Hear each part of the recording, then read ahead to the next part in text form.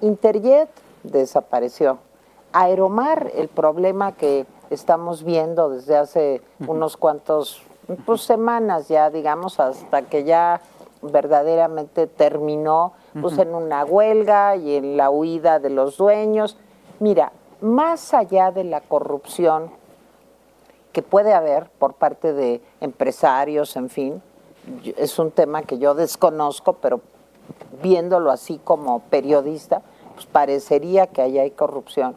Pero más allá de eso, yo creo que a esta administración le cayó como anillo al dedo lo que está pasando, la desaparición, Aeroméxico en una situación de quiebra técnica, Volaris ahí defendiéndose, Viva Aerobús también, en fin.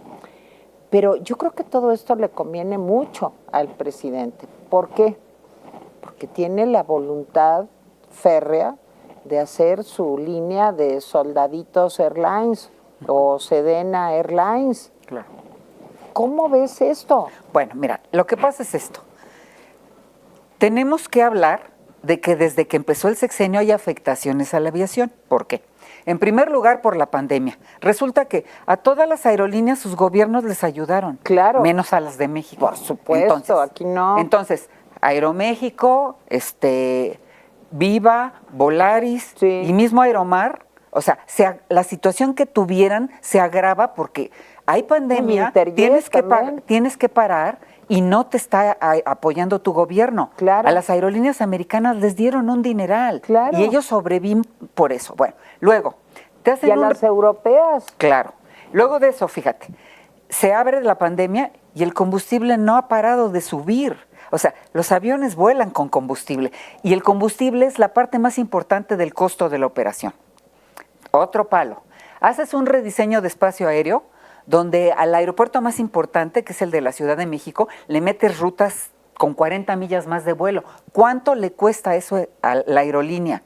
O sea, el avión es menos eficiente, lo tienes que usar menos número de veces en el día porque está volando rutas más largas. Y el consumo de combustible, ¿qué tal? Y los impuestos, ¿qué tal? Entonces, sí hay una parte en las aerolíneas que quiebran que es importante, pero también no hay los apoyos por parte del gobierno que se tienen que tener. Entonces, este sexenio en eso ha sido terrible. Luego, la otra, abren Santa Lucía y los obligan a ir a volar allí. A mí que no me vengan a contar. Claro. Los llamaron y les dijeron, y tú metes tantos vuelos y aquí, ¿haces eso o te quito las rutas exitosas que tienes en otros aeropuertos? Así de fácil, es un negocio. Entonces, esas aerolíneas están perdiendo. ¿Por qué? Porque necesitan un cierto número de pasajeros para que la ruta sea costeable. Entonces, pero es que, María, ¿a quién se va le a ocurre reflejar tarde hacer o un temprano aeropuerto en las condiciones que tú nos describías y además que no tiene rutas de conectividad con otras ciudades aquí? Bueno, lo que pasa, para venir de ahí a la Ciudad de México, para conectar el aeropuerto Benito Juárez con el AIFA, o sea... Mira, para hacer un aeropuerto, unas reglas, ¿sabes cuál es la número 1? Sí. La distancia al punto de demanda, que debe de ser menor a 40 kilómetros. Okay. Por eso la IFA no es exitoso en este momento, porque está muchísimo más lejos y aparte no tiene conectividad. Exacto. Si no resuelven esas dos cosas, no va a funcionar, hagan lo que hagan. Y luego acaban de fastidiar a la carga.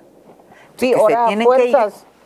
¿Sabes qué va a pasar? Bueno, va a haber unos que de plano no van a ir y nos vamos a quedar sin insumos. México va a empezar a sufrir en el aspecto económico porque no vamos a tener las mercancías que llegan y salen del aeropuerto. Y la otra es que vamos a pagar mercancías muchísimo más caras porque si tú necesitas manejar la carga en 2 aeropuertos o a esa distancia, tienes que cambiar de esquema, necesitas más empleados, necesitas otros mecanismos de seguridad, a lo mejor tú hacer las bodegas allá. Pero además, mira, hay medicamentos, productos que necesitan congelación, que no pueden estar, en fin, ¿cuánto tiempo va a permanecer ahí esa carga sin demeritarse? Claro, en fin, claro. Pero es todo por un capricho. Es que a mí eso es lo que me indigna, porque este capricho de tiene que funcionar el AIFA a como dé lugar, nos va a llevar a un pues, a una situación crítica que ya Así es. estamos viviendo. Ahora, ¿qué ocurre con este asunto de la aerolínea militar? Bueno, mira, en primer lugar, nadie en el mundo tiene aerolíneas militares. Comerciales. Sí, no. O sea, bueno. No, nadie. Bueno, ¿por qué no? Bueno, pues porque el expertise de los militares es lo militar, no es estar recogiendo pasajeros civiles. Bueno, entonces, ellos, entre las cosas que están cambiando en la ley, es poder ser administradores de aeropuertos. Tampoco saben cómo. Por eso estamos como estamos. O sea, no quieren seguir las reglas. Esta de la conectividad, ¿cómo lo estamos pagando? ¿No? O sea, por eso Santa Lucía no tiene ahorita una operación exitosa, pues porque no podemos llegar. Entonces, se les olvidó la regla número 1, imagínate todas las demás. Ahora, fue un aeropuerto bien hecho desde el punto de vista militar, ¿no? O sea, los militares saben construir pistas, rodajes, hacer cierto tipo de instalaciones, pero la parte civil no la manejan. Bueno, esa es una. La otra.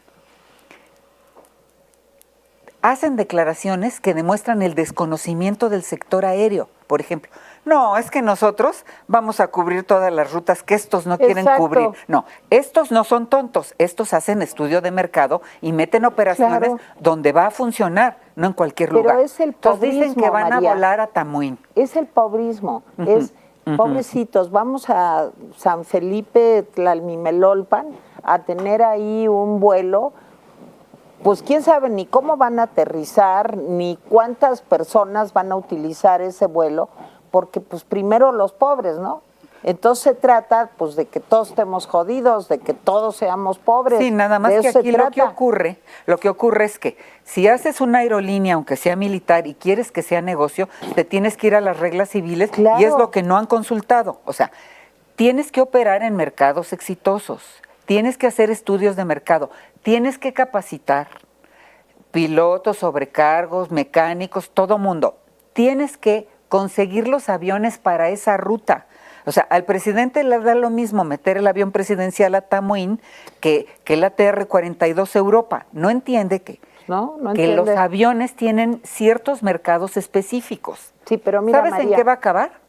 Van a agarrar los aviones de la Fuerza Aérea y el presidencial y todo, y van a andar haciendo ahí 2 o 3 vuelos que nos van a costar a todos, porque el negocio no va a ser. Así es. Ahora, slots no van a conseguir.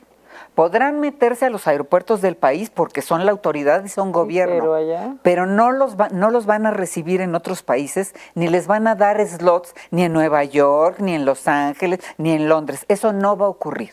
Pero los tienen escriturados, María.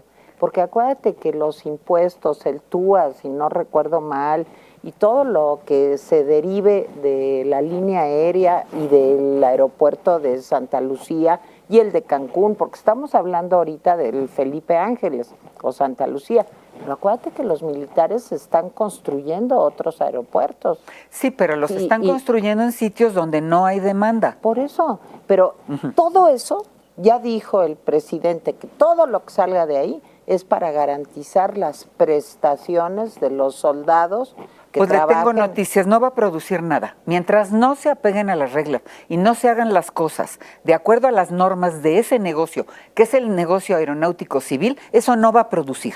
Ahora, la mala, porque hay gente que dice, es que yo no vuelo, me vale, pero sí pagas impuestos. Claro. Todos pagamos impuestos. Entonces, si ellos quieren incurrir como gobierno en mercados civiles, tienen que apegarse a las reglas. Como no lo quieren hacer, vamos a seguir perdiendo.